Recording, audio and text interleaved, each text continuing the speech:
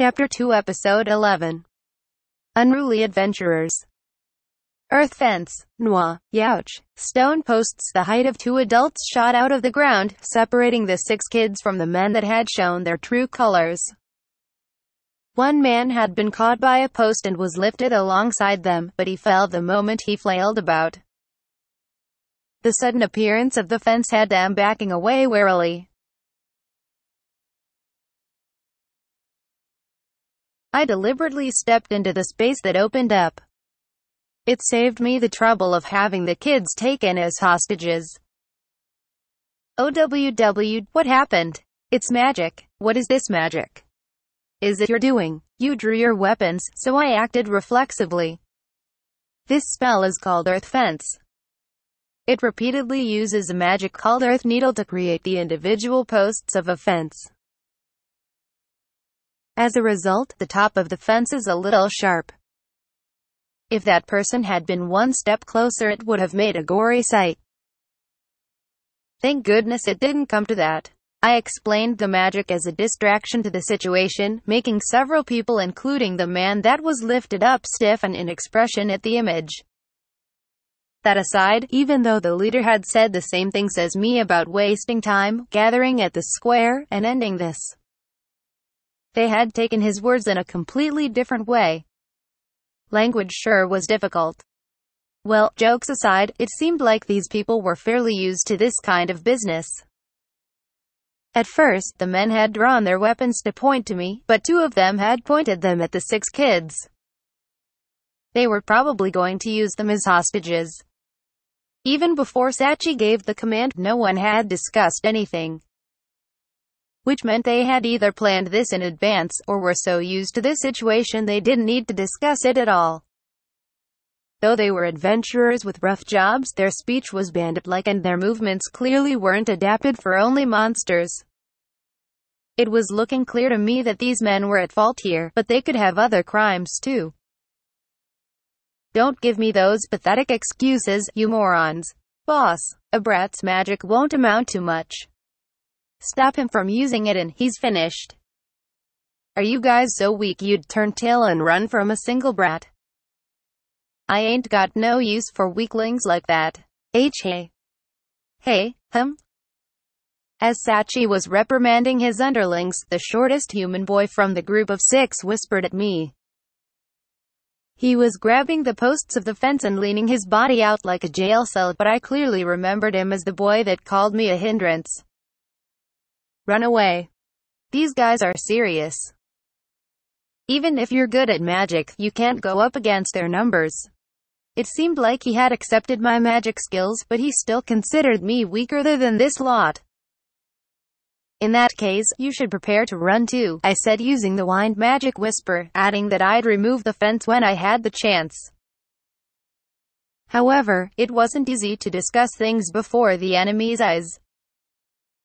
Perhaps they had heard the whispering words I sent to the kids, or maybe they had noticed the kids' change in attitude, but Sachi gave another order.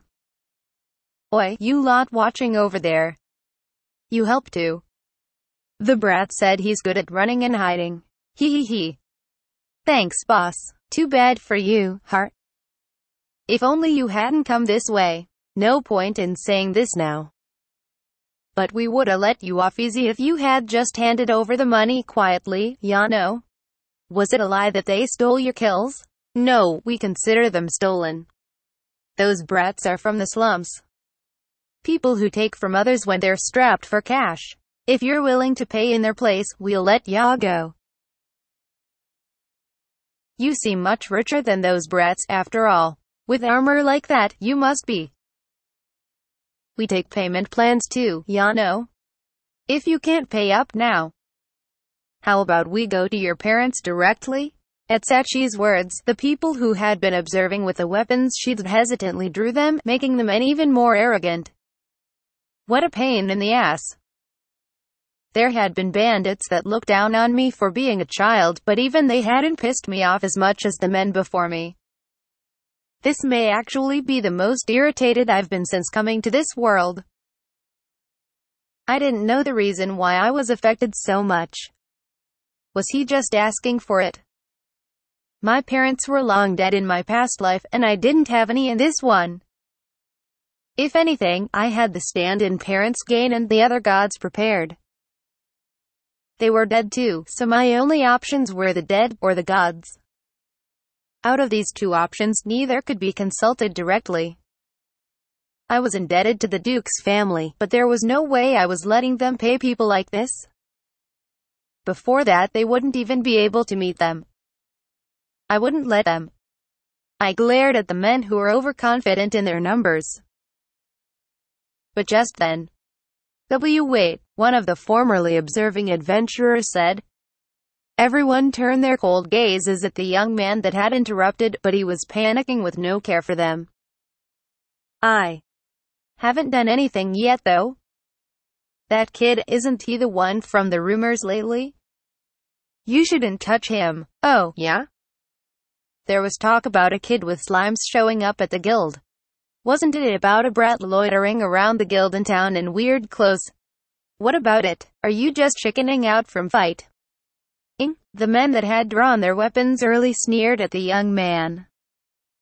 Someone said they saw the kid in the weird clothes enter the high class inn that the Duke was staying at.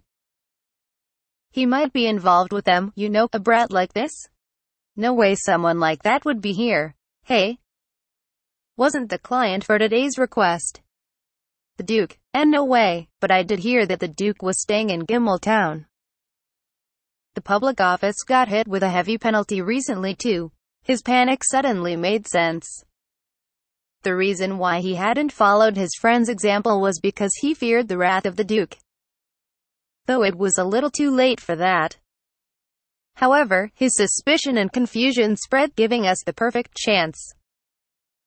There were exactly 6 enemies to the left and the right, and the square was to the left. The 6 kids were ready. Time to go. Create block. Oi. I changed the ground beneath the fence into a lump of stone and enhanced myself in the fence. Ignoring Sachi's voice, I pulled out a fence post and swung it to the left. Stop. Gah. The post turned into a large blunt weapon, sending 3 men flying. Run now. That way. Right. Don't let the brats get away. Hold up. Grr. This time, angry yelling faces closed in from the right, so I swung the post that way. Ha! Why? 5 of the men after me were squished under this stone lump like flies. The only one that got away was Sachi, who glared this way menacingly as he held his axe at the ready as I flung the slimes on my shoulders to the left. Quote! Exclamation mark! Quote. To prevent the 2 men who escaped from the blow earlier from attacking the kids, I had thrown 2 slimes at the sides of their faces. They reflexively tried to defend themselves by swinging their swords, but it was ineffective without reaching the core. A sticky splashing sound echoed rather loudly as the 2 slimes clung to the swords. The next moment, screams roared throughout the vicinity. Gay. Uck. My body. My feet. Gah. My arms are there. The slimes I had thrown were poison and acid. They had released their poison and acid respectively to gnaw away at them. You little. A single-edged axe came swinging for my neck. But I avoided it by distancing myself. You've done it now, brat. What happened to his confidence earlier? Veins were popping in Sachi's red face as he swung his axe. How long are you idiots gonna sleep for? Get up and catch 'em already. The men pinned under the fence post crawled out. Those that had been mowed down with the first blow held their bodies as they stood up. The exception was the one man hit by poison. Don't stop. Keep running. It would help me too if they ran away faster. I yelled at the 6 kids that were about to stop, and they gave me one more look before scampering away. Damn it. You'd best catch 'em or die trying. Whether this brat is connected to the Duke or not, you know what'll happen if they tell the guild. Newbies abandon jobs all the time. Catch 'em and teach 'em a lesson. Be but boss. This is bad, because I had prioritized opening a path. The men who were standing weren't seriously injured, but they were getting cold feet. It seemed like they lost all their attitude along with their advantage. I'll do it. It doesn't matter if the Duke's backing him. I'll educate him so he won't go crying to them. That's what I made you practice all that healing magic for, no? But, shut up. There's no other choice. Follow my lead, Sachi yelled, then swung his axe with a roar. He closed the distance between us like a beast. His aim was my collar, heart. He didn't seem to have any killing intent, as he was swinging with the blunt end of his axe. But even without the blade pointed this way, it was a blunt metal weapon. There was enough force behind it to break a human body. I stepped forward and used my left arm to knock Sachi's axe-wielding right arm off course. His right elbow had been straightened as he was swinging down, so I wound my right arm around it and kicked the back of his right knee. That was enough to knock him off balance, and when he fell to his knees I fortified my arm, allowing me to witness his shell-shocked expression as he went down.